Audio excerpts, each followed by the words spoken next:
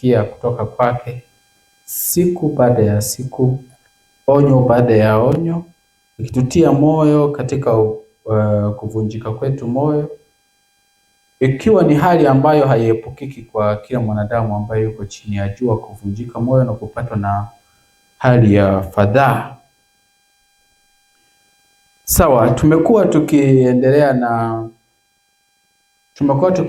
na lesoni mbalimbali ambazo zimekuwa zikifunua hila za shetani na jinsi anavyotenda kazi.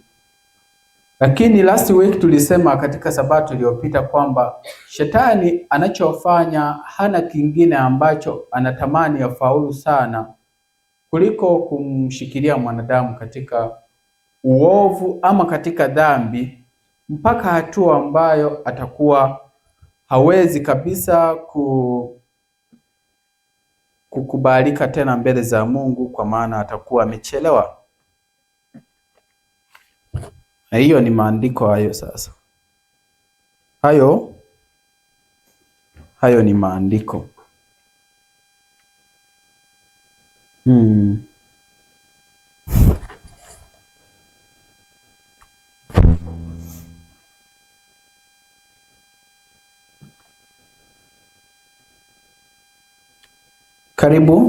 Karibuni wote katika kipindi cha leo. Sasa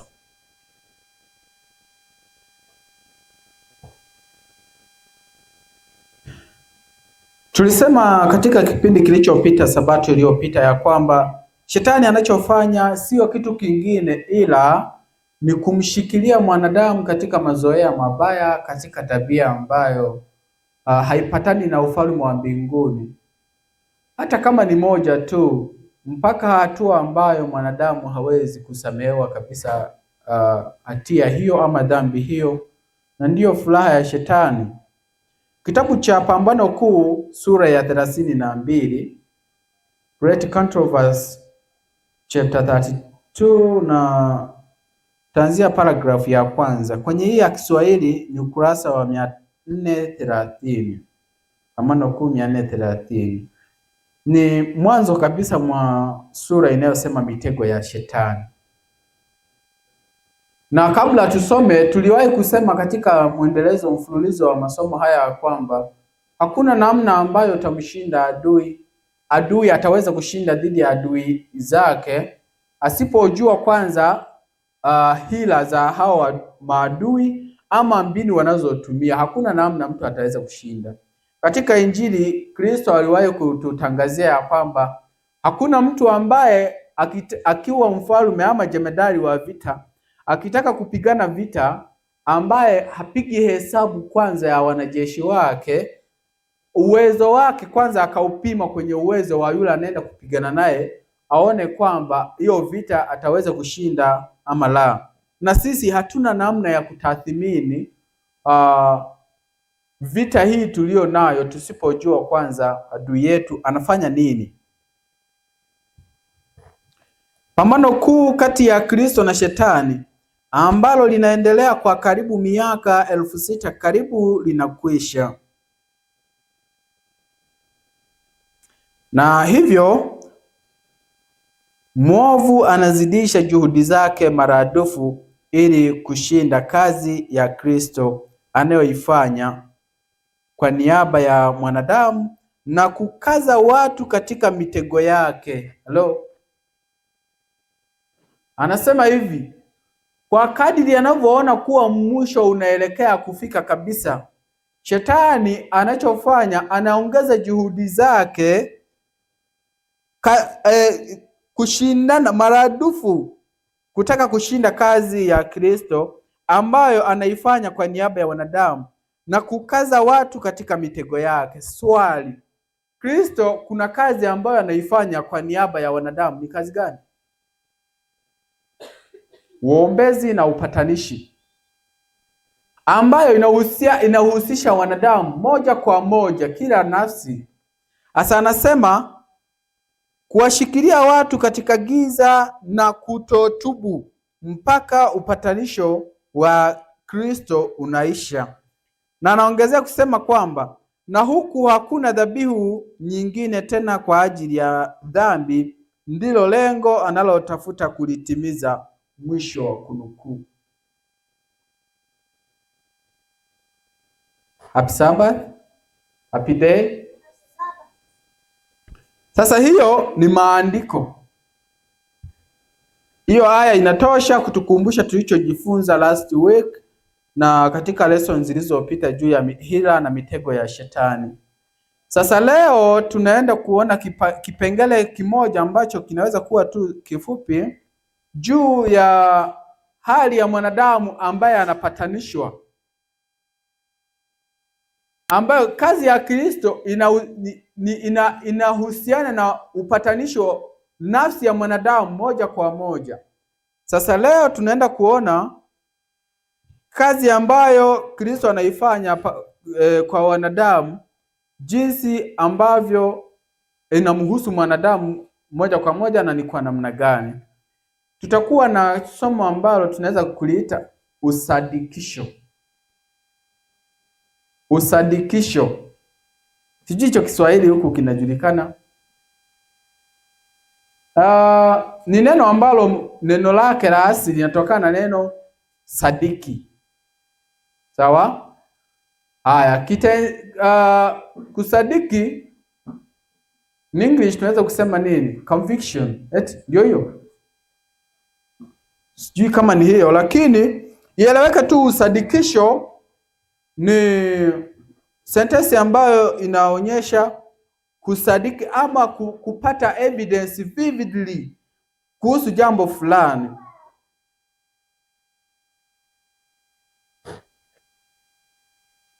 Na baada ya usadikisho huwa kinafuata nini? Baada ya kuwa usadikisho umekamilika ama umepatikana kwenye nafsi ya mtu, kwa maana usadikisho unafanyika kwa nafsi ya mtu. Baada ya hapo kinachoendelea huwa ni kitu gani? Tuone kitabu cha Yohana sura ya 12 aya ya 42. The book of John chapter 12 verse 42.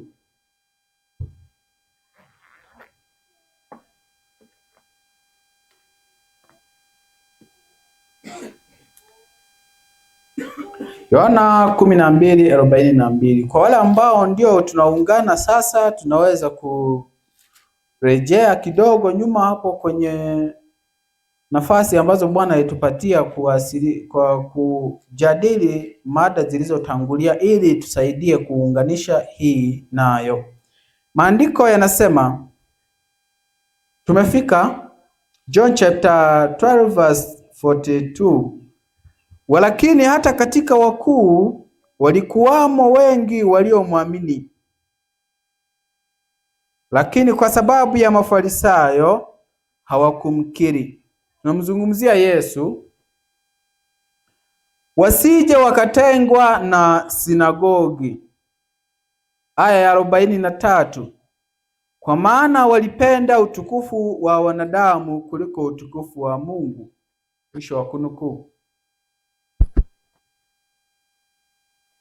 Katika mafundisho ama katika lesson ambayo Yesu alizitoa kwa Wayahudi kama taifa na kwa kila mmoja mmoja kuhusu ukweli wake wa neema, katika mahubiri yote Yesu aliyoyatoa, wengi sana walistaajabu. Walishangaa kuona kwamba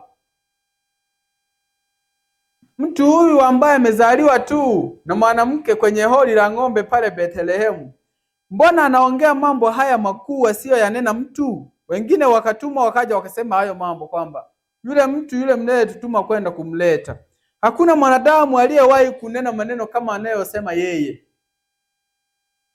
Sasa kwenye hayo wamo wengi ambao walikuwa ni Masadukayo na Mafarisayo. Hasa makundi hayo mawili walikuwa wengi ni waheshimiwa, hasa Masadukayo. Viongozi wakubwa wenye vyeo na wenye heshima na matajiri walikuwa wanatoka sana katika jamii ya Masadukayo. Hasa maandiko yanasema kwamba katika wakuu walikuwamo wengi waliomwamini Yesu, lakini kwa sababu ya Mafarisayo wasije wakatengwa na masinagogi, hawakumkiri.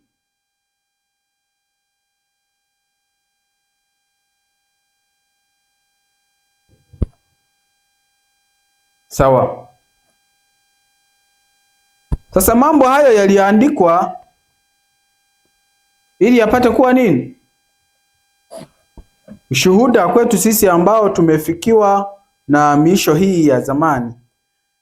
Andiko anasema kitabu cha Yohana hicho hicho hapo nyuma kidogo kwenye sura ya 9. Kuna muujiza Yesu aliufanya katika kuanzia fungu la ngapi?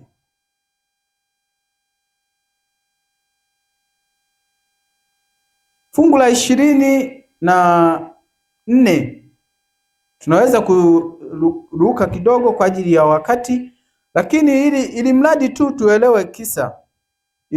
tuelewe kisa kilikuwa kinahusu nini. Basi mara ya pili wakamuita yule mtu aliyekuwa kipofu, wakamwambia, mpe Mungu utukufu, sisi twajua ya kuwa mtu huyu ni mwenye dhambi. Basi yule mtu akajibu kwamba yeye ni mwenye dhambi sijui. Najua neno moja, ya kuwa mimi nilikuwa kipofu na sasa ninaona. Hiyo ndio najua tu. Basi wakamwambia, alikutendea nini? Alikufumbua macho jinsi gani? Fungu la 27. Yohana 9:27. Akawajibu, nimekwisha kuwaambia wala hamkusikia. Mbona mnataka kusikia tena? Ninyi nanyi mnataka kuwa wanafunzi wake? Basi wakamshutumu wakasema, wewe u mwanafunzi wake yule, sisi tu wanafunzi wa Musa. Hello. Sisi twajua ya kuwa Mungu alisema na Musa, bali yule hatujui atokako. Hayo ndiyo maneno ya Mafarisayo, ambayo kimsingi katika hao wakuu maandiko yanasema walikuwemo wanaomwamini. Unaelewa hiyo? Kwa hiyo inawezekana hata haya maneno wanayazungumza wakiwa wanafanya kinyume na nafsi zao wenyewe, wanapingana na nafsi zao wenyewe. Nafsi zinaelewa, zinaamini.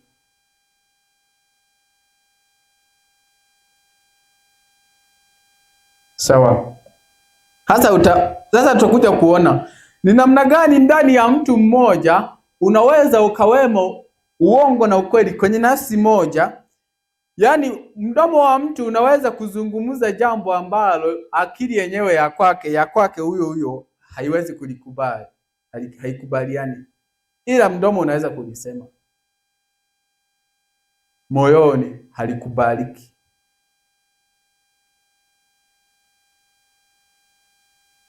Sawa.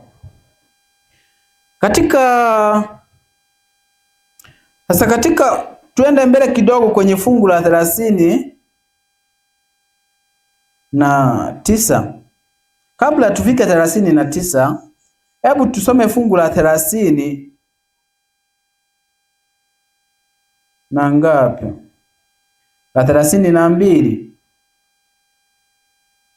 Asema, tokea hapo haijasikiwa ya kuwa mtu anayefumbua macho ya kipofu ambaye alizaliwa hali hiyo. Kama hayo yasingelitoka kwa Mungu. Kama huyo asingelitoka kwa Mungu, asingeliweza kutenda neno lolote. Hayo ni maneno ya yule bwana aliyeponywa. Wakajibu wakamwambia, ama wewe ulizaliwa katika dhambi tupu, nawe unatufundisha sisi?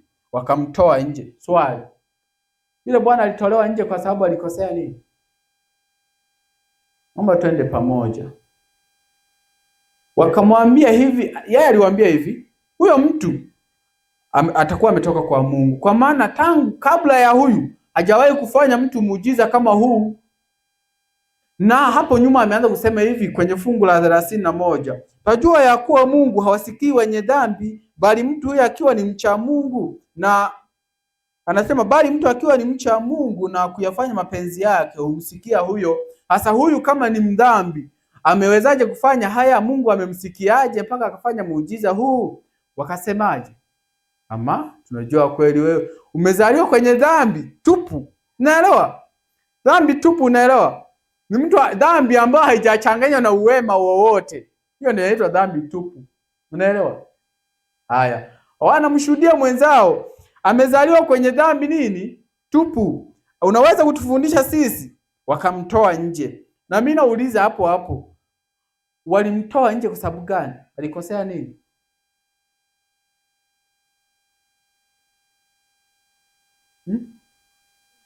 Kuna hicho kosea?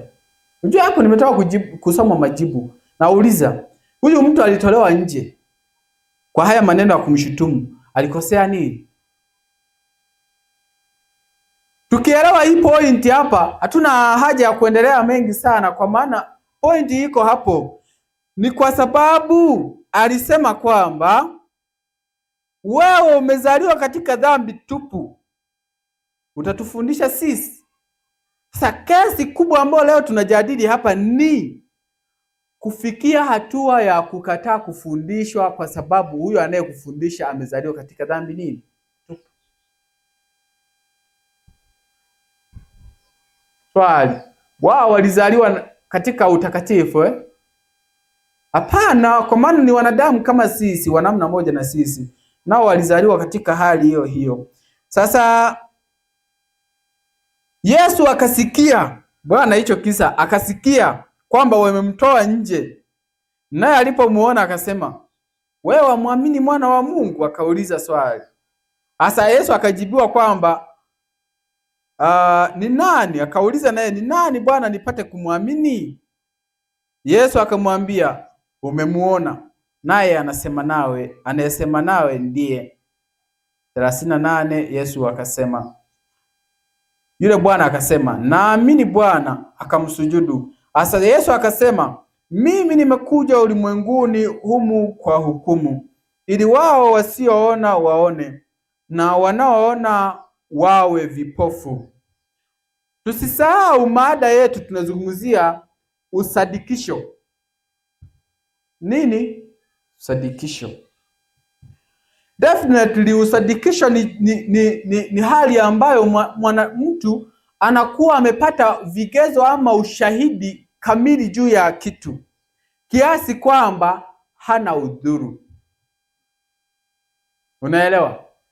Yaani mimi nimekwambia kitu nikakupea ushahidi wa hicho kitu mpaka kiasi kwamba hauna udhuru tena, hauwezi kukwepa. Sadikisho. Sasa Yesu akazungumza sentensi hapa ambayo ilizua mgogoro baadaye, ya kwamba mimi ulimwenguni humu nimekuja nini? Kwa hukumu. Lengo ni wale wasioona, wale wanaoona wawe vipofu, na wale walio vipofu wapate kufanyaje? Wapate kuona. Hiyo sentensi wewe ungeielewa? Imagine ndio imezungumzwa saa hii. Mimi nimekuja hapa ili wanaoona wawe vipofu na wale vipofu wapate kuona. Swali, hapa sisi hapa kuna mtu angetoka anaona hapa? Sisi tunaona.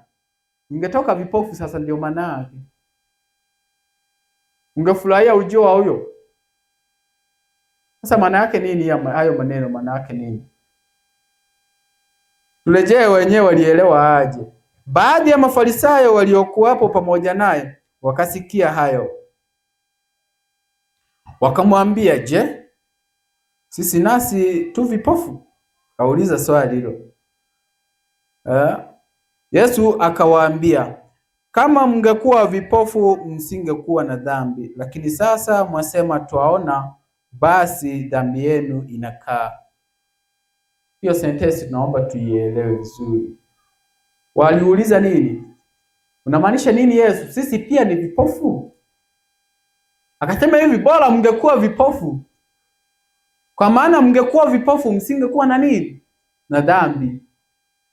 Lakini sasa mnasema mnaona, na kwa sababu hiyo dhambi yenu inakaa. Kipofu anayezungumziwa hapa ni mtu ambaye yuko gizani juu ya jambo, hajui. Si ndio? Japo kulikuwa na muujiza umepita wa kipofu wa macho ya nyama, lakini yanayozungumziwa hapa sasa sio nini? Sio macho ya nyama. Anasema hivi, vipofu wanaona kwa sababu mimi nimekuja, lakini ninyi ambao mnaona hamtaona kwa sababu nimekuja. Hiyo maana yake nini? Ni kwa sababu kuna watu ambao ni vipofu ila kwenye akili yao wanasema nini? Wanaona. Hello. Happy Sabbath. Happy day. Inawezekana mtu kuwa ni kipofu halafu hajui kama ni kipofu na anatangaza kwa nguvu kuwa anaona. Swali, akipita mtu ambaye yeye anawaponya wale vipofu, atamponya huyo? Akija hapo mtu ambaye anatafuta kipofu amponye, kuna mtu atamponya humu? Gravity. Akija hapa mtu daktari anatafuta mtu mgonjwa wa macho amponye, ambaye haoni, atapata humu? Hamna. Kwa hiyo ataondoka bila kufanyeje? Bila kumponya, kwa sababu hamna nani? Hamna kipofu. Sasa swali, kama angekuwepo kipofu kati yetu, halafu akakataa akasema mimi sio kipofu, mimi ninaona, tamtibu huyo? Anasema mimi ninaona, wewe unamlazimisha awe kipofu, wewe utamshughulikia huyo? Hapana. Sasa wale wanaume walikuwa hawaoni, kimsingi walikuwa hawaoni kiroho, hawaelewi. Ila ukiwaambia hawaelewi, mnakosana.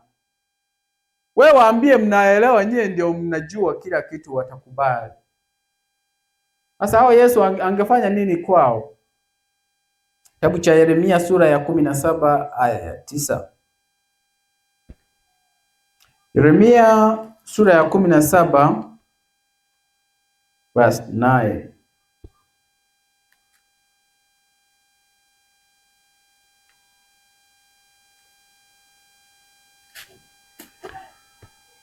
Tumeona maandiko anasema, moyo huwa mdanganyifu kuliko vitu vyote, una ugonjwa wa kufisha. Swali, nani awezaye kujua? Moyo huwa mdanganyifu kuliko vitu vyote, una ugonjwa wa kufisha, nani awezaye kujua? Je, tunaamini kwamba moyo wa kwangu mimi unaweza kunidanganya mimi mwenyewe? Hiyo tunaamini? Moyo sio kwamba huwa mdanganyifu kuliko kitu chochote kwa wengine. Moyo unaweza kumdanganya mwenye nao. Unaelewa? Moyo unaozungumziwa hapa sio hii masikula vaso hii inayopigwa pump damu. Hapo kinachozungumziwa ni akili. Kwenye maandiko akili imeonyeshwa mara nyingi kama nini? Moyo. Kwa maana akili ndio ambayo inabeba utambuzi. Hasa Mungu anasema hivi, moyo huwa mdanganyifu kuliko kitu chochote. Hakuna kitu kidanganyifu kama nini? Kama moyo. Anasema hivi, una ugonjwa wa kufisha, ni nani awezaye kujua? Verse inayofuata Mungu akajibu akasema ni yeye tu ndio anaweza kufanya hicho kitu. Unaamini kwamba unaweza ukaishi na mtu miaka 7 akiwa anakuambia I love you na hajawahi kukupenda? Ni sawa? Ni sahihi? Inawezekana. Unaamini kwamba kuna watu anaweza akaishi na mke miaka 7, kila siku asubuhi na jioni anamwambia I love you kila siku? Haimaanishi anamkisi kwenye uso, kwenye paji la uso, anamwambia mama ni wewe tu, wengine wote hasiwaoni. Unaelewa? But hajawahi hata kumpenda siku hii. Sasa hapa ndio nataka tuelewane. Hiyo maneno hayo yanatokaga kwenye chemba gani ya moyo? Kwenye uliko? Eti hayo maneno ambayo anazungumza lakini sio ukweli, na anazungumza kwa vitendo, na anaweza kweli akawa anakuletea mahitaji yako, anakuhudumia kila kitu, lakini hajawahi kukupenda. By the way, unajua kuna kitengo cha usalama wa taifa, hicho kitengo sijui kinaitwaje, lakini ni kitengo ambacho kinahusiana na spying sana sana. Sasa ujua, unaweza ukakaa na mtu unachoma naye makaa miaka 10. Wewe unajua ni mchoma makaa mwenzio, kumbe mwenzio anafanya kazi nyingine hapo, ana explore. Anafanya mambo mengine tu. Wewe hapo anachoma naye makaa, mnahangaika huko, mnafanya mambo yenu ya jasho, anajitolea kweli, lakini haujawahi kujua kazi yake. Moyo huwa mdanganyifu kuliko kitu chochote, na una ugonjwa wa kufisha. Sasa ndio nataka tuelewane. Kuna sehemu kwenye akili ama kwenye ubongo ambayo huwa inaweza kusema kitu ambacho hakikubaliwi na ubongo wenyewe. Sawa?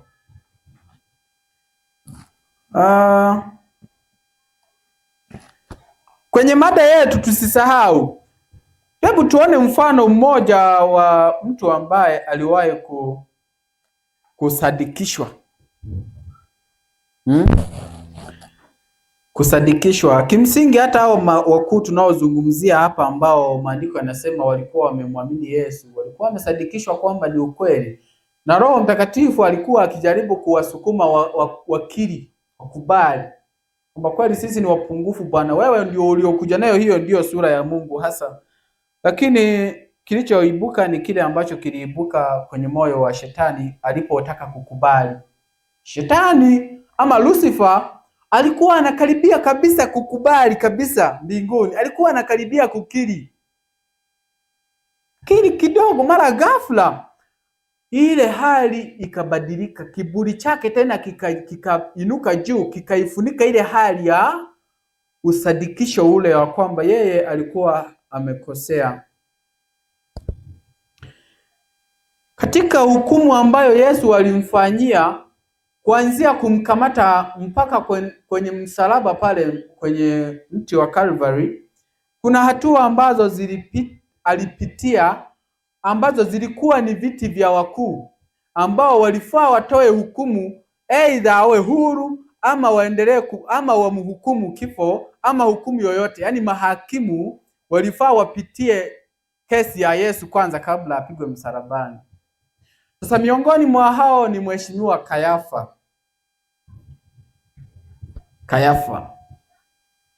Kayafa ni nani? Kitabu hiki cha Desire of Ages sura ya 75 inasema mbele ya Anasi makuhani na makuhani kwa Kayafa, mahakamani kwa Kayafa. Sasa ukisikia mahakamani, kwa maana huyo Kayafa alikuwa na kiti cha kuhukumu. Nataka tuchukue tu sentensi kidogo hapa ndio itusaidie kuelewa kwenye mambo yetu ambayo tunaenda kupitia hapo baadaye tunahitimisha. Anasema hivi kwenye ukurasa wa 531, anasema kwamba lakini kabla ya yote lazima tuhuma ipatikane. Ninachozungumziwa hapa ni nini? Lazima kesi ipatikane ndio mtu mpeleke mahakamani, si kweli? Wewe utanichukua tu mimi hapo hivi sina kosa lolote na wewe ukanipeleke mahakamani. Na ukifika unasemaje? Lazima kwanza ipatikane nini? Tuhuma ambayo atatuhumiwa nayo. Sasa anasema bado walikuwa hawajapata tuhuma yoyote kwa Yesu. Hello? Kwenye maisha ya Yesu walikagua, lengo lao ni kumhukumu, lakini tuhuma sasa wanamhukumu na ipi? Walikuwa hawajapata. Anasi aliagiza kwamba Yesu apelekwe kwa Kayafa. Kayafa alikuwa mtu wa jamii ya Masadukayo. Ndio definition hii ya huyu jamaa. cheo chake alikuwa ni nani? Anasi. Kayafa tunaambiwa kwamba alikuwa mtu wa jamii ya Masadukayo, ambao miongoni mwao wakati huo walikuwa maadui wakubwa wa Yesu. Yeye mwenyewe ingawa alikuwa na mapungufu ya nguvu ya ushawishi, alikuwa mkali, asiye na huruma, asiye na maadili kama alivyokuwa Anasi. Anasi alikuwa ni kuhani mkuu aliyekuwa amestaafu, mwaka wake umeshaisha, kwa hiyo alikuwa ameretire. Sasa huyu Kayafa ndiye alikuwa kwenye kiti. Sawa sawa? Haya. Sasa umesikia sifa zake. Alikuwa na tumbo chafu. Kwanza alikuwa mkali, asiye na huruma, asiyekuwa na maadili, lakini alikuwa ni kuhani. Utaelewa sasa huyu anampatanisha nani huyu sasa? Kama alivyokuwa Anasi, hakusaza mbinu yoyote katika kuhakikisha Yesu anaangamizwa. Sasa ilikuwa mapema asubuhi na kukiwa na giza kubwa, likitumia kirunzi na mienge, lile kundi lenye silaha lilisonga mbele pamoja na mshtakiwa wao kwenda kwenye kasri la kuhani mkuu. Mahali hapa, wakati wajumbe wa Sanhedrin walikuwa wanakusanyika kujadiliana, Anasi na Kayafa walimuuliza Yesu tena, lakini bila mafanikio.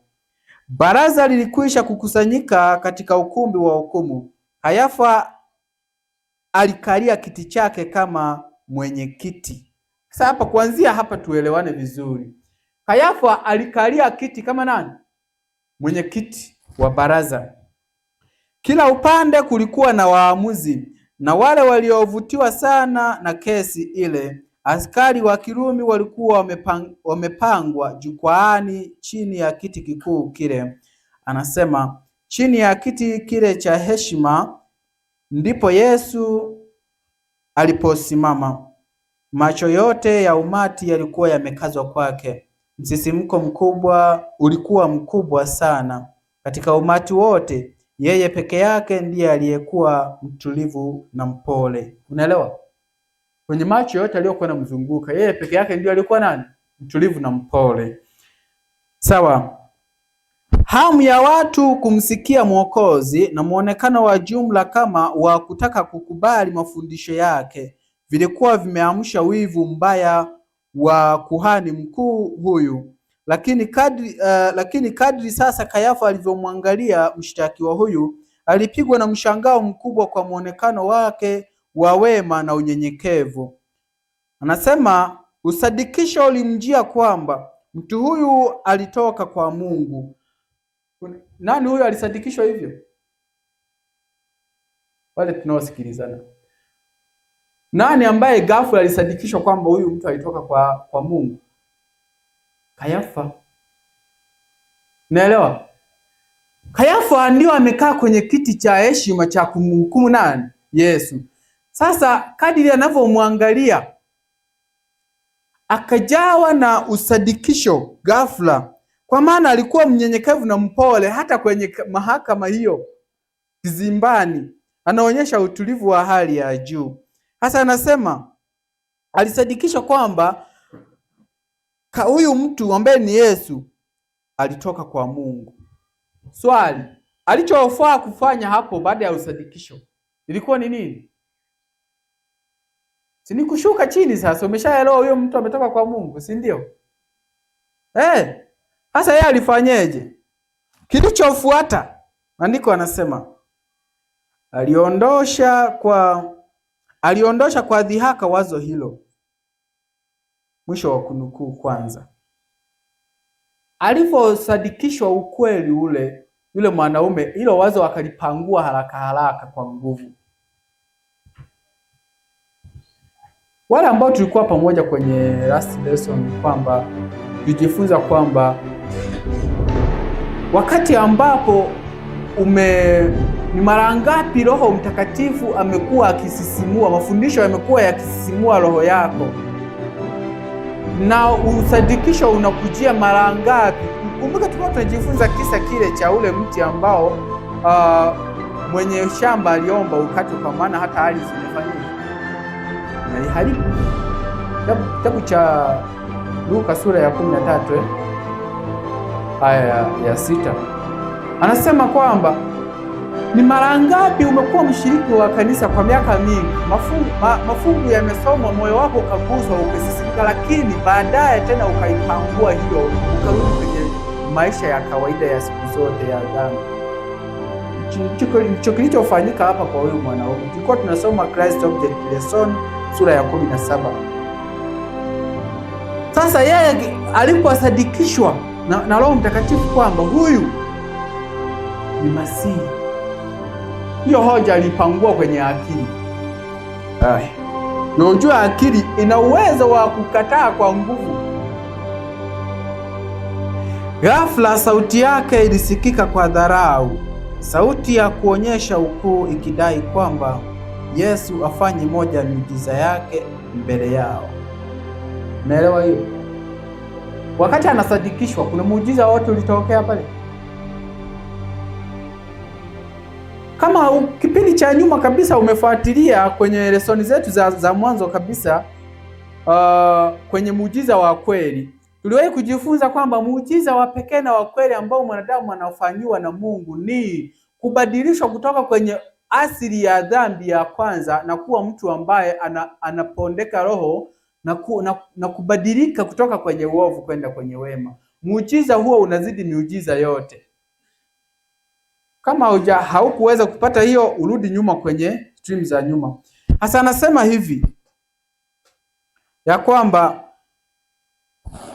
Kayafa akaanza kudai muujiza utendwe hapo ndio aweze kumwamini. Hapo anabishana na akili yake, si kweli? Yesu pale amejitambulisha kwamba ni mwana wa Mungu. Ila Roho Mtakatifu ndiye alimtambulisha Yesu ndani ya Kayafa kwamba huyo unayecheza naye hapo, huyo ni mwana mtakatifu wa Mungu. Badala akapangua hoja ya roho, lakini nafsi inaendelea kumsuta. Akasema hivi, onyesha muujiza tuone kama wewe kweli ni mwana wa Mungu.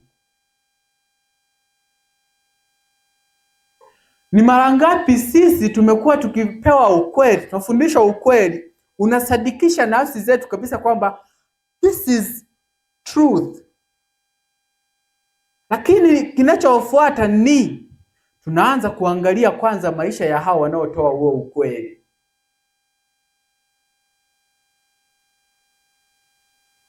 Swali la kwanza, kama